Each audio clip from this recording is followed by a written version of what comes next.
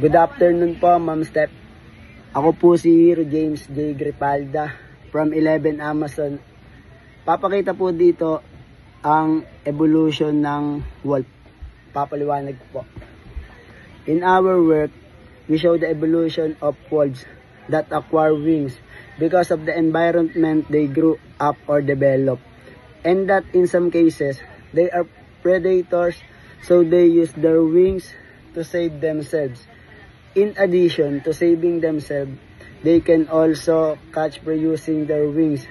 Maybe after 100 years, wolves will be more different because of their wings that will be used to catch prey in the air like bird, owl, bat. Yun lang po. Thank you.